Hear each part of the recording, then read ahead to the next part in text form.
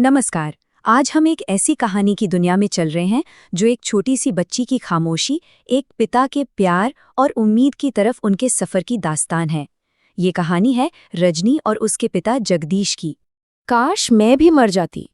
सोचिए, ये शब्द जब एक 8 साल की बच्ची के मुंह से निकलें तो कैसा महसूस होता होगा। ये वो दर्द है जो किसी बच्चे के मन में कभी कभी भी नहीं आना चाहिए, लेकिन रजनी के लिए ये उसकी रोज की हकीकत थी। तो चलिए मिलते हैं रजनी से। सिर्फ 8 साल की एक बच्ची जो अपनी सौतेली माँ कृष्णा के साथ रहती है और उसकी हर सुबह एक नए डर के साथ होती है। देखिए, ये कोई 1-2 दिन की बात नहीं थी। ये तो रजनी की रोज की जिंदगी बन चुकी थी। छोटी छोटी बातों पर डांट पड़ना, घर का सारा बोझ उठाना, पढ़ाई के लिए ताने सुनना और कई बार तो भूखे पेट ही सो जाना। और तो और उसे मार पिटाई भी सहनी पड़ती थी। पर इस सारे अंधेरे के बीच ना एक उम्मीद की किरण थी। वो थे उसके पिता जगदीश। जहां एक तरफ कृष्णा का बर्ताव हद से ज्यादा क्रूर था, वहीं दूसरी तरफ जगदीश का प्यार ही रजनी के जीने का अकेला सहारा था। एक शाम की बात है। जगदीश काम से घर लौटते हैं और उनके हाथ में रजनी के लिए एक बड़ी सी प्यारी गुड़िया है। उस गुड़िया को देखकर रजनी के चेहरे पर जो मुस्कान आई, वो सिर्फ एक खिलौने की नहीं थी, बल्कि ये इस एहसास की थी कि इस घर में कोई है जो उसे बहुत प्यार करता है, उसके पापा। और बस इसी एक मौके पर घर के अंदर का जो माहौल था वो एकदम साफ हो जाता है। एक तरफ कृष्णा जो चिल्ला रही हैं कि ये फालतू का खर्चा है, और दूसरी तरफ जगदीश जो बस अपनी बेटी की मुस्कान देख रहे हैं। यही तनाव रजनी की जिंदगी का सच था। लेकिन कभी कभी ना एक बहुत छोटी सी चीज, एक मामूली सी घटना सब कुछ बदल देती है। और यहाँ वो चीज थी एक टूटा हुआ गिलास। हुआ ये कि एक दिन बर्तन धोते हुए रजनी के नन्हे हाथों से बस एक कांच का ग्लास फिसल गया और टूट गया। एक आम सी बात है जो किसी भी घर में हो सकती है, लेकिन कृष्णा के लिए ये जैसे एक और मौका था अपना सारा गुस्सा उस बच्ची पर उतारने का। उसने रजनी को बेरहमी से पीटा और सजा के तौर पर उसे पूरे दिन के लिए भूखा छोड़ दिया। बेचारी रजनी अपने कमरे में अकेली दर्द और भूख से रोती रही। शाम को जब जगदीश घर लौटे तो कृष्णा ने बड़ी चालाकी से झूठ बोल दिया कि रजनी तो खाना खाकर सो भी गई है। लेकिन सच आखिर कब तक छिपता है? सवाल यह है कि जगदीश को पता कैसे चला।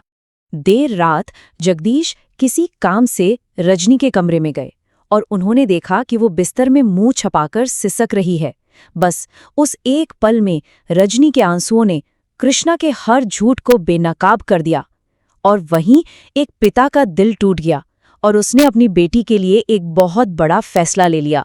जगदीश के दिमाग में बस एक ही बात घूम रही थी। मैं तो अपनी बच्ची के लिए एक माँ लाया था, लेकिन वो तो उसकी दुश्मन बन बैठी है।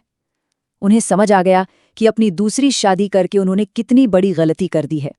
तो अब जगदीश सिर्फ अफसोस करने वालों में से नहीं थे। उन्होंने एक प्लान बनाया।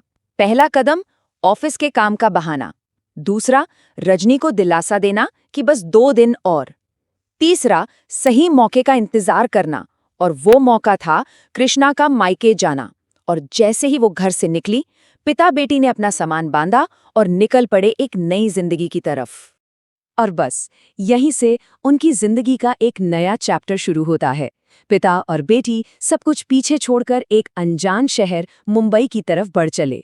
ये एक ऐसा सफर था जहां हर कदम पर एक बेहतर कल की उम्मीद थी। ये टाइमलाइन देखिए, इससे साफ पता चलता है कि ये कोई गुस्से में उठाया गया कदम नहीं था। नहीं, जगदीश ने पूरी प्लानिंग की थी। 2 दिन बाहर रहना, फिर लौटकर सही वक्त का इंतजार करना, ये सब एक पिता का अपनी बेटी को बचाने का एक सोचा समझा फैसला था। ट्रेन के सफर में रजनी एक ऐसा सवाल पूछती है जो दिल को छू जाता है। वो पूछती है, पापा मम्मी का क्या होगा? वो अकेली कैसे रहेंगी? सोचिए, इतनी तकलीफ सहने के बाद भी उस बच्ची के दिल में उसके लिए भी फिक्र थी जो उसकी तकलीफ की वजह थी। ये उसकी मासूमियत थी। खैर, मुंबई पहुंचकर ऐसा लगा जैसे उनकी किस्मत बदल गई हो। एक अच्छा सा घर मिला, जगदीश को नई नौकरी मिली, और सबसे अच्छी बात ये हुई कि उनकी मकान मालकिन बहुत अच्छी थी। वो रजनी का अपनी बेटी की तरह ख्याल रखती थी। आखिरकार रजनी महफूज थी। अब कहानी के दूसरे पहलू पर आते हैं, कृष्णा, जब वो हफ्तों बाद वापस लौटी तो उसे मिला एक ताला लगा हुआ खाली घर। अंदर मेज पर एक चिट्ठी थी, बैंक की पासबुक और एक पुराना फोन। बस यही सबूत था कि उसने अपने कर्मों से अपना सब कुछ खो दिया है।